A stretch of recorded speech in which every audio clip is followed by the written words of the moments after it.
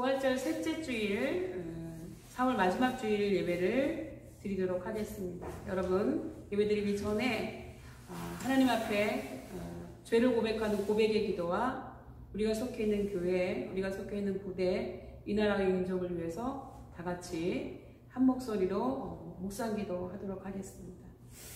아버지 하나님,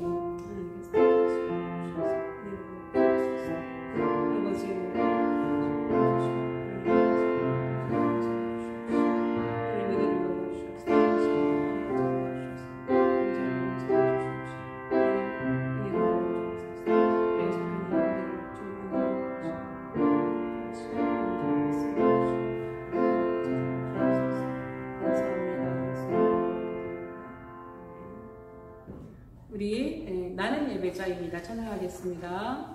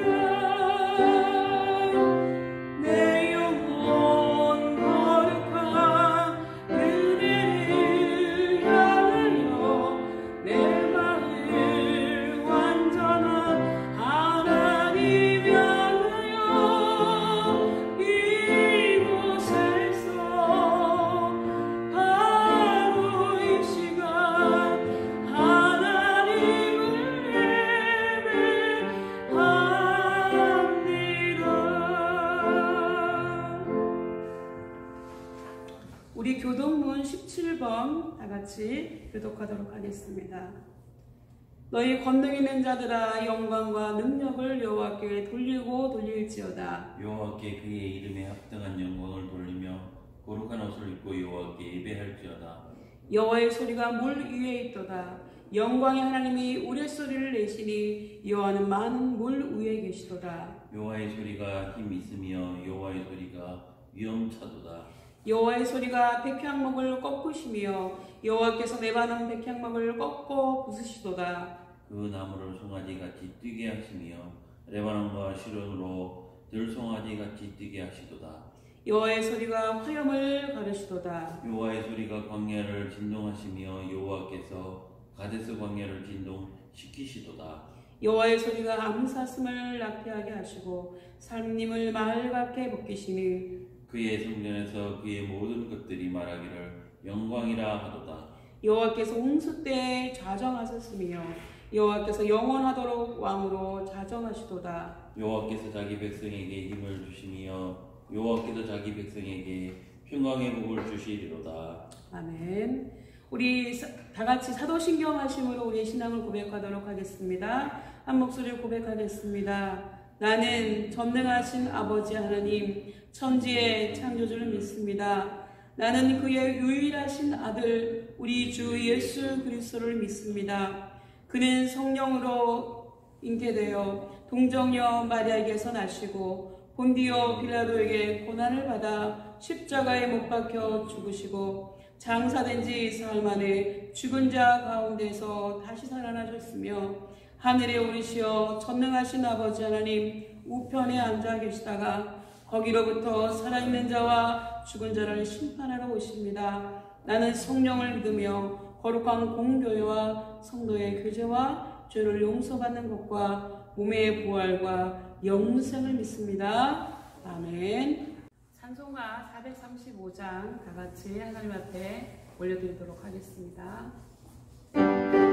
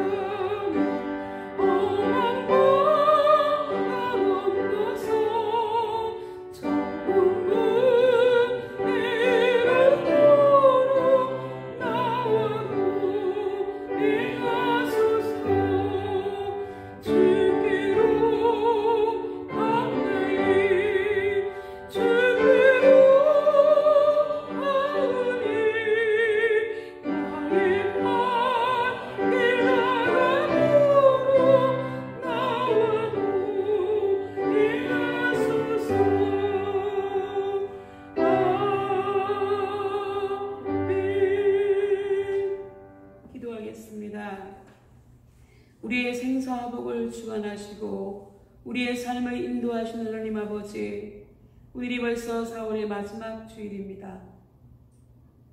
하나님이 다스리신 모든 날들이 아름답지만 그 중에서도 계절 중에 제일 간다는 5월을 한 주 앞둔 시간에 우리가 이렇게 마음을 모아서 예배드릴 수 있음에 감사와 찬양과 영광을 올려드립니다.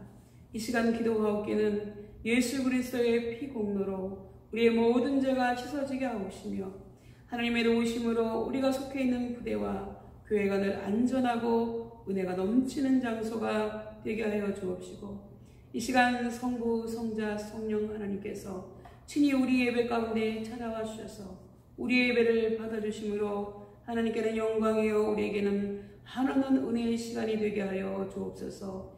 예수님의 이름으로 기도드립니다. 아멘. 여러분, 이렇게 예배드리는 것도 거의 2달이 됐는데 이제 주보에 오늘도 말씀을 넣어드렸습니다. 오늘 말씀은 민수기서 1장 1절에서 4절까지와 출애굽기 15장 22절에서 23절까지의 말씀입니다. 여러분 주보를 보시고 다 같이 합독하시도록 하겠습니다. 먼저 민수기서 1장 1절에서 4절까지의 말씀입니다. 다 같이 읽겠습니다.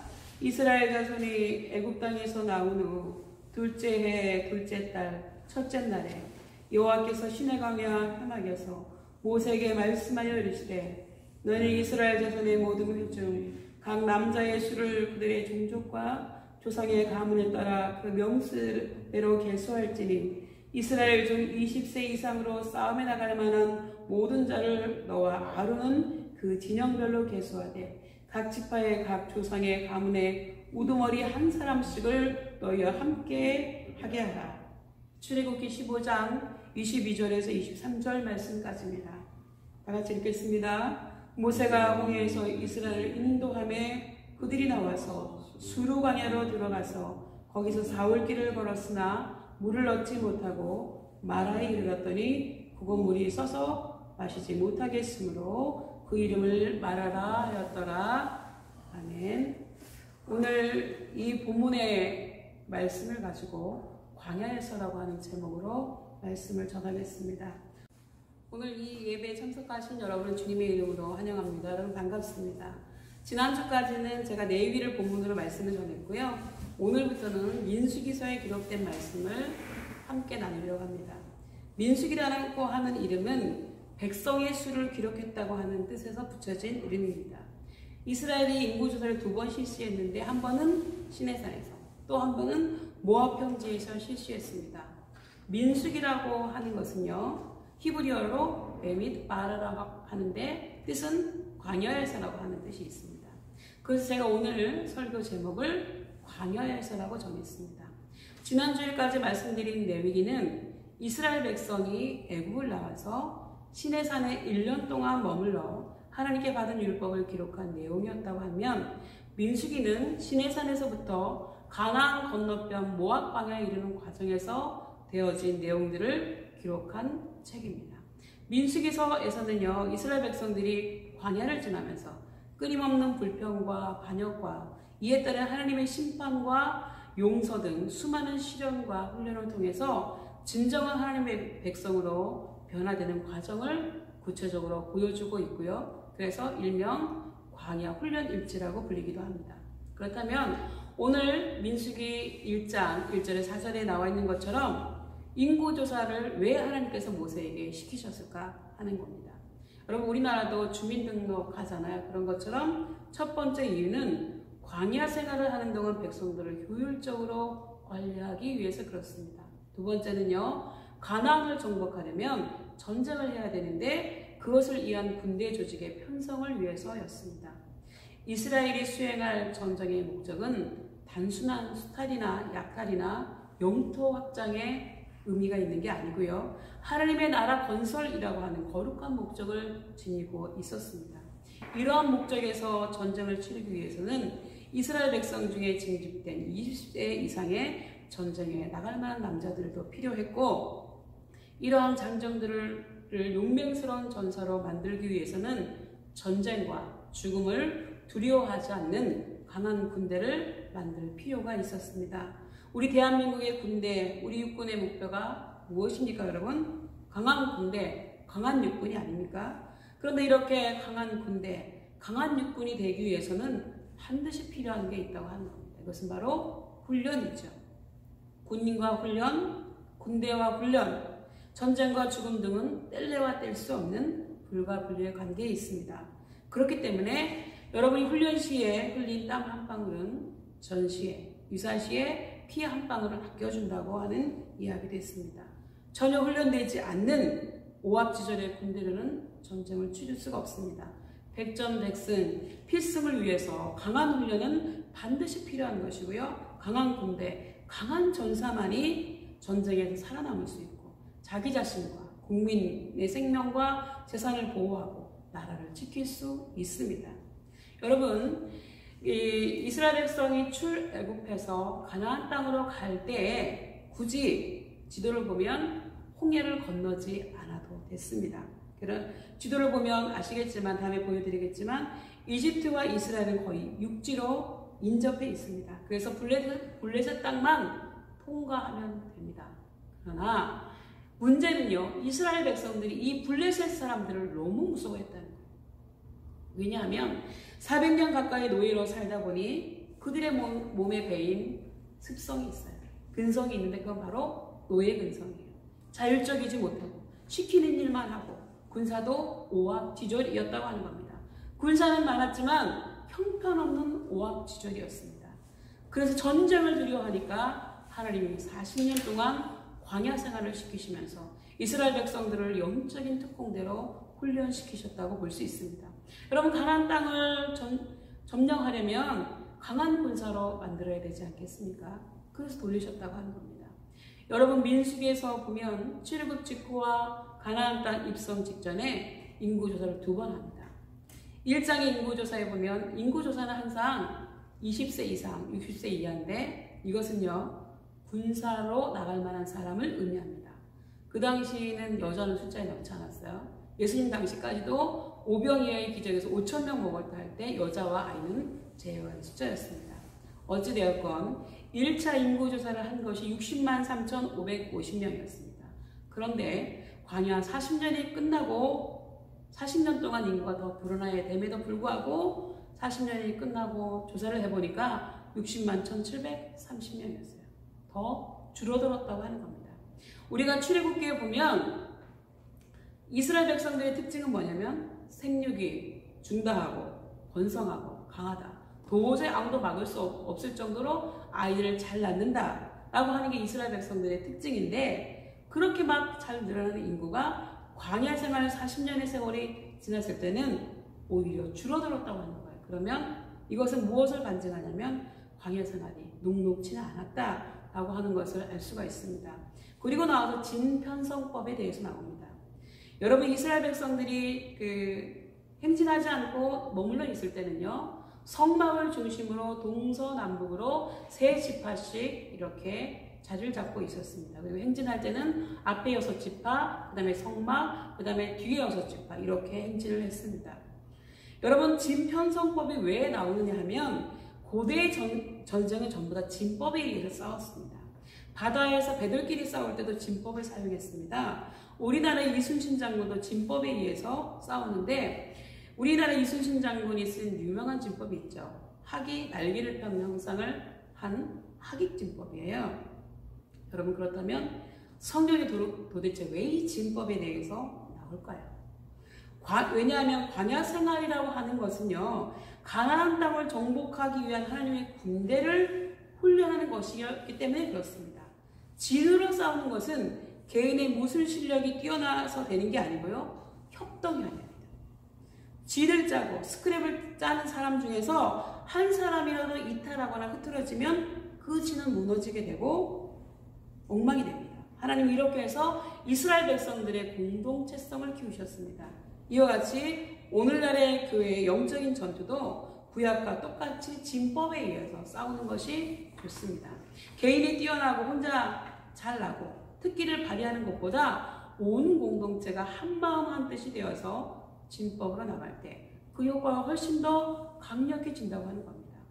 그래서 교회 공동체가 잘 연합하고 하나가 되는 것은 구약으로 말하면 진법 훈련이 잘 됐다라고 볼 수가 있습니다.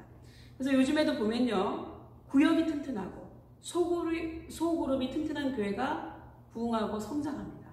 우리가 훈련할 때도 개인의 기량보다는 서로 협력해야 되지 않습니까? 이스라엘 백성들도 애굽에서 여기까지 오는 데는 이스라엘 백성이 13개월이 걸렸습니다. 시내산 근처에서 1년 정도 머물렀고요. 이렇게 시내 광야에서 1년 정도 머물러 있다가 바란 광야를 지나가지고 가데스 바네아를 기점으로 신 광야에서 세렛 시내를 건너기 전까지 이 일대에서 이스라엘 사람들은 38년 동안 뺑뺑 돌았어요. 미로처럼 이들이 길을 찾지 못하고 38년 동안 같은 자리를 맴돌았다고 하는 겁니다. 이스라엘 백성들이 홍해를 건넌 후에 항상 불평과 원망의 그 불씨가 되었던 건 뭐냐면 먹을 것과 마실 것 때문에 그렇습니다. 그런데 출애굽기를 보면 이스라엘 사람들의 불평과 원망이 많이 나오는데요. 여러분 몇 번 했냐면 10번 했습니다. 여러분 하루에 불평 몇 번 하십니까? 이스라엘 사람들을 평균 잡아서 4년에 한 번 했습니다. 그리고 그것도 출애굽하고 정말로 낯설고 물설은 정말로 힘든 곳에 가서 출애굽하고 2년 동안에 9번 했고 그 다음에 가나안 땅 입성하기 전에 딱 한 번 했습니다. 그럼 우리랑 비교해 볼까요? 여러분도 군에 들어올 때 불평 많이 하셨죠? 나는 왜 남자로 태어나서 내가 왜 군대에 와야 되냐? 게다가 왜 새들의 고향인 철원이냐? 이런 불평 많이 했을 거예요. 여러분 하나님을 잘 믿는다고 하는 이스라엘 백성들도 모세와 하나님을 향해서 원망과 불평을 많이 했지만 하나님께서는 그것을 다 들어주셨어요. 들어주신 것도 있고 들어주시지 않는 것도 있는데 하나님이 들어주신 것은 어떤 것이냐면 생계형 불평. 하나님 내가 먹을 게 없어요. 하나님 내가 마실 물이 없어요. 그럼 하나님이 그래? 그리고 금방 들어주셨어요. 그러나 이스라엘 사람들이 하는 불평 중에서 욕심에 의한 불평은 하나님께서 들어주시지도 않고 도리어 진노하신 것을 볼 수가 있습니다. 이스라엘 사람들의 그 경우를 보고 우리가 해서 되는 불평과 해서는 안 되는 불평을 구별해야 됩니다. 우리가 살기가 힘들어서 하나님 나를 도와주세요. 기도할 수 있습니다. 그러나 그것을 넘어서 하는 욕심을 가지고 하나님께 간구하는 것은 하나님이 들어주시기 곤란하다고 하는 겁니다. 어찌되었건 이스라엘 백성들이 출애굽을 해서 사막을 걸어가는데 사막에는 아무것도 없죠. 강렬한 태양과 세차게 몰아치는 모래바람 뿐입니다. 혼자 걷기에도 힘든 길을 이스라엘 백성들은 애를 안고 업고 가축도 끌고 그러고 왔으니까 얼마나 힘들겠어요. 땀을 뻘뻘 흘리면서 힘들게 걸어가던 이스라엘 백성들이 목이 말라서 지칠 때쯤 이들은 오아시스 하나를 발견하게 됩니다. 근데 그 오아시스의 이름이 뭐냐면 쓰다라고 하는 이름을 가진 마라입니다. 짜다 못해 썼다는 거예요. 그러니까 이스라엘 백성들이 급하게 달려가서 와 물이다 오아시스다 라고 달려가서 물을 먹었더니 너무 쓰더라는 거예요. 마음 불평이 쏟아져 나오니까 하나님께서 모세를 통해서 나뭇가지를 던지게 하셔서 그 물을 달게 하셨습니다. 그럼 여러분 이 대목에서 여러분 궁금할 겁니다. 그 나뭇가지가 무슨 나뭇가지일까? 여러분 궁금해하실 필요 없어요. 그 나뭇가지가 능력을 발휘한 것이 아니고 하나님께서 하셨다는 것을 여러분은 믿으시기 바랍니다. 그런데요 조금 가니까 아주 조금 나아가니까 근방에 엘림이라고 하는 장소가 나오더라는 거예요. 성경에 보면 엘림에는 종려나무 70그루가 있고 12개의 물샘이 있었다고 되어 있습니다. 여러분 이스라엘 사람들에게서 7과 12는 완전수입니다. 다시 말하면 그 많은 60만이나 되는 그 많은 이스라엘 백성들이 쉬기에 넉넉한 그늘과 그들이 마시기에 넉넉한 물이 있었다고 하는 거예요. 여러분도 행군할 때 목표 지점까지 가야 휴식을 하지 않습니까? 이스라엘 백성들도 하나님이 이미 그들에게 휴식처를 마련해 두셨음에도 불구하고 거기까지 가지 못하고 중간에서 원망하고 불평하고 난리를 쳤다고 하는 거예요. 여러분 같으면 어땠을 것 같아요? 제가 한번 생각해 봤어요. 굉장히 부끄러웠을 것 같습니다. 조금만 가면 나왔을 텐데. 여러분도 살아가다 보면 이렇게 마라와 같은 쓴물을 만날 때가 있을 겁니다. 그러면 이스라엘 백성들처럼 무턱대고 원망하지 마시고 이렇게 한번 해보시는 건 어떻습니까? 여기는 마라구나. 조금만 더 가면 엘림이 나오겠구나. 이렇게 한번 생각해 보세요. 여러분 이것을 잊지 마시기 바랍니다. 우리가 우리 인생의 마라를 만나서 지쳐 쓰러지게 되었을 때 거기에서 불평을 쏟아붓고 좌절하지 마시고 엘림까지 가야 됩니다. 이것이 복받는 비결이라고 하는 겁니다. 우리는 최첨단 시대를 살아가면서 지식과 정보, 속도와 인터넷, 고속도로를 달리는가 정신이 없습니다. 그러나 이런 우리에게 꼭 필요한 것이 원시적 삶의 형태를 아직도 지키고 있는 광야의 영성이라고 하는 겁니다. 그런 점에서 신의 광야에서 살아가고 있는 베두인 소년의 이야기는 우리에게 큰 울림을 줍니다. 한 베두인 소년이 신의 광야에서 살다가 난생 처음으로 예루살렘을 방문하게 되었습니다. 도시에서 전깃불도 처음 보고 텔레비전도 처음 봤어요. 여행을 마치고 광야로 돌아온 소년에게 어머니가 물어봅니다. 얘야, 예루살렘의 여인이 어땠니? 라고 물었더니 소년이 이렇게 대답합니다. 엄마, 모든 게 너무 빨리 진행돼서 내 영혼, 내 육체가 따라가기 힘들었어요. 그 소년의 대답이 우리에게 무엇인가 깊이 생각하게 합니다. 성경은 광야를 무대로 펼쳐진 이스라엘 민족의 역사를 기록한 책입니다. 그렇기 때문에 광야에 대한 바른 이해 없이는 성경을 제대로 읽을 수 없습니다. 여러분, 광야를 버려진 땅이라고 하는 뜻으로 데절트라고 부릅니다. 그렇다면 이 황량하고 버려진 광야가 우리에게 다가오는 영성이 무엇일까요? 미국의 구약학자 브루즈만은 광야를 정의하기를 아무것도 없음의 자리라고 했습니다. 낮에는 떼약볕이 내리쬐고 밤에는 추위가 뼛속으로 스며듭니다. 먹을거리는커녕 마실 물조차 없어요. 바위 밑에는 전갈이 숨어있고 모래밭에는 불뱀들이 도사리고 있습니다. 황량한 들판에는 이리와 곰이 돌아다닙니다. 이러한 땅을 성경에서는 젖과 꿀이 흐르는 땅이라고 표현했습니다. 이 광야에서 모세와 다윗이 탄생했고요. 엘리야가 하나님의 세미한 음성을 들었고요. 세례 요한이 회개하라고 외쳤습니다. 수많은 예언자들과 수도사들이 이곳에서 지냈습니다. 그렇다면 어떠한 매력이 그들을 광야로 이끌었을까요? 히브리어로 광야는 미드바르라고 합니다. 이 단어의 동사형이 다바르인데 이 단어는요, 하나님의 말씀을 들어 순종하다라고 하는 의미를 지니고 있습니다. 그리고 같은 어원인 드바르는 지성소를 뜻합니다.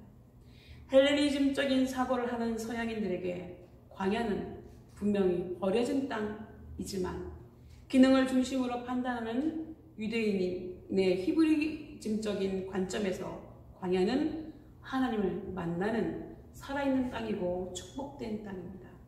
오늘을 살아가는 우리들에게 광야가 주는 교훈 세 가지가 있습니다. 첫 번째, 광야는 축복된 삶을 위해 우리에게 필요한 것이 많은 소유에 있지 않다고 하는 것입니다. 두 번째, 광야는 우리에게 필요한 니드와 우리가 끝없이 원하는 욕구, 원트는 얼마나 간격이 큰가를 알려주고 있습니다. 세 번째, 광야는 때를 따라 도우시는 하나님의 손길을 구하는 기도의 줄이 끊어지면 생존할 수 없음을 일러줍니다. 그럼 이제 말씀을 맺겠습니다. 민수기에는 예수 그리스도를 예표한 내용들이 참으로 많이 있습니다. 민수기 21장에 나오는 장대에 달린 노뱀은 예수님이 십자가에 달리신 것을 나타냅니다. 백성들의 갈증을 해결해준 반석에서 솟아난 물은 생수의 근원 되시는 예수 그리스도를 가리킵니다. 또 날마다 내린 만나는 하늘에서 내려온 생명의 떡이신 예수 그리스도를 보여줍니다. 구름 기둥과 불 기둥은요, 하나님이 우리와 함께 하심과 인도하심, 임마누엘 하심을 보여줍니다. 6개의 도피성은 죄인들의 안식처가 되시는 예수 그리스도를 암시하고 있습니다. 앞으로 이런 말씀들을 통해서 은혜를 나누게 될 것입니다. 그리고 오늘 본문에서처럼 광야의 영성은 한마디로 우리의 육체를 십자가에 못 박는 영성이라고 할 수 있습니다. 우리의 육체의 욕심과 성령의 바램간에는 언제나 거리가 있다고 하는 겁니다. 그래서 성경 로마서 8장 13절에는 우리가 육신대로 살면 반드시 죽을 것이로되 영으로서 우리의 행실을 죽이면 산다고 말씀하고 있습니다. 그러나 이게 결코 쉬운 일은 아닙니다. 그렇기 때문에 광야에서의 이스라엘 백성들의 시행착오와 과오는 얼핏 표면상으로는 단순하고 어리석게 보일지 모르지만 실제적으로는 우리가 날마다의 삶 속에서 겪는 일이고 또 우리가 이겨내야 될 불가피한 현실이라고 하는 겁니다. 광야의 삶은 배가 배고프고 목마른 가운데 오로지 어린애처럼 한 분 하나님만 바라보아야 하는 절대적 믿음이 요구되어지는 상황입니다. 그렇기 때문에 우리를 둘러싼 내외적인 환경이 광야처럼 갈급하고 어려우면 어려울수록 우리는 광야의 영성으로 되돌아가야 됩니다. 신부 여러분, 이스라엘 민족의 광야 생활의 기록은 영원한 가나안인 천국을 향해 행진하는 이 세상에서 신자가 겪어야 하는 성화의 과정에 대한 구체적인 기록입니다. 따라서 현재를 살아가는 우리도 주님이 계신 광야에 머무는 것을 두려워하지 말고 그 속에서 잘 훈련받고 천국에 가서 잘 지낼 수 있는 사람으로 변화될 수 있기를 바랍니다. 우리는 대한민국의 군인이고 동시에 예수 그리스도의 군사들입니다. 군인이 존재하는 이유는 전쟁에서 이기기 위해서입니다. 그리고 전쟁에서 승리하기 위해서는 잘 훈련된 군인이어야 되는 것처럼 우리도 십자가의 군병으로서 영적인 전쟁에서 사탄과 죄와 싸워서 승리하기 위해서는 우리의 대장 되시는 예수님을 따라 나가며 예수님의 명령과 지위에 절대 복종할 때 백전백승할 수 있는 겁니다. 우리 모두 대한민국의 군인으로서 또 십자가의 군병으로서 승리하는 은혜가 함께 하시기를 바랍니다. 기도하겠습니다. 우리를 만드시고 우리를 인도해 가시는 하나님 아버지, 오늘 광야에서 진정한 하나님의 백성으로 다시 태어나기 위해 끊임없이 훈련받는 이스라엘 백성들의 삶을 통해 우리의 삶을 되돌아보면서 회개하오니 우리의 간구에 귀 기울여 주시옵소서. 하나님께서 모든 만물을 만드시고 사람을 가장 나중에 가장 멋지게 만드셔서 세상을 잘 다스리라고 하셨건만 우리는 그것들을 잘 가꾸고 돌보기는커녕 사람 때문에 자연의 몸살을 앓는 줄도 모르고 살아가고 있는 아주 어리석은 사람들입니다. 지금의 우리의 상황이 아주 다소 답답하고 힘들다고는 하지만 우리도 이때 광야에서 훈련받았던 이스라엘 백성들의 삶을 떠올리게 하옵소서. 그리하여 이제는 이 세상에 있는 것들을 추구하고 바라보지 않고 광야에서의 이스라엘 백성들처럼 오로지 하나님만 바라보게 하시고 살면서 우리 인생에서 마라를 만난다 할지라도 그것에서 좌절하여 주저앉지 않게 하시고 하나님께서 미리 예비해 두신 쉼터인 열림까지 완주할 수 있는 힘과 믿음을 주시옵소서. 그리하여서 이 광야의 삶이 아무것도 없음이 아니고 오로지 하나님을 바라보며 하나님께 순종함으로 젖과 꿀이 흐르는 풍성한 삶이 되게 해 주시기를 우리를 광야에서도 이끄시는 예수님의 이름으로 기도드리옵나이다. 아멘.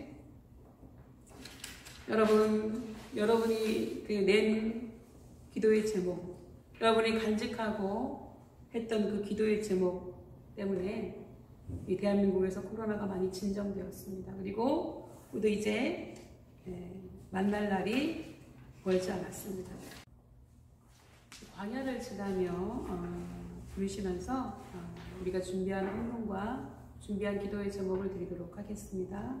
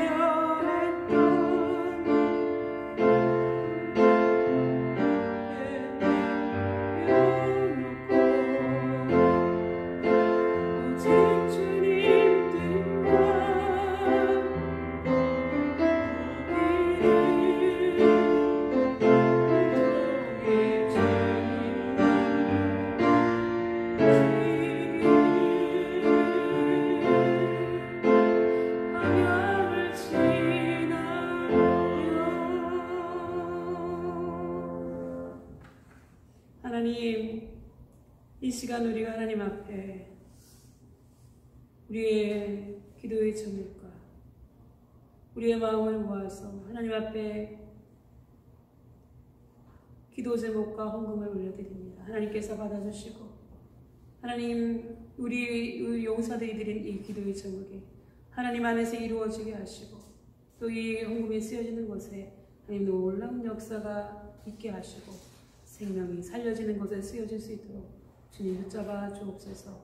감사드리고 예수님의 이름으로 기도드립니다. 아멘. 오늘 교회 소식 간단하게 2가지만 전하겠습니다. 여러분 다 같이 함께 서로 인사 나눴으면 좋겠습니다. 우리가 했던 것처럼 사랑합니다, 축복합니다. 전역하는 그날까지 파이팅 넘치는 군생활 되시기 바랍니다. 예배에 참여하신 모든 신우들을 진심으로 환영합니다. 여러분, 교대 군종들은 5월 인사표를 작성해서 저한테 개인톡으로 보내주시면 되겠습니다. 5월부터는 함께 예배드리기를 소망합니다. 우리 다른 광고는 없기 때문에 우리 축도로 예배를 마치도록 하겠습니다. 축도하겠습니다. 지금은 광야와 같은 우리들의 삶 속에서 더 가까이 계시며 도우시는 우리 주 예수 그리스도의 은혜와 마라와 같은 환경에서 우리에게 열림을 허락하신 하나님 아버지의 사랑과 힘들고 어렵지만 그 가운데서도 하나님의 백성으로서 거룩하고 구별된 삶을 살기를 원하셔서 도우시는 성령님의 감화 감동 충만하시니 이제는 세상 것만을 추구하지 않고 오로지 하나님만을 바라보기를 소망하고 다짐하는 모든 신도들 머리 위에와 우리 828 대대와 간부님들과 환익교회와 신도들 머리 위에 우리 103대대와 간부님들과 시온교회와 신도들 머리 위에 지금부터 영원토록 함께 계시기를 간절히 축원하옵나이다. 아멘. 예배는 마쳤습니다. 여러분 다음 주에 뵙겠습니다.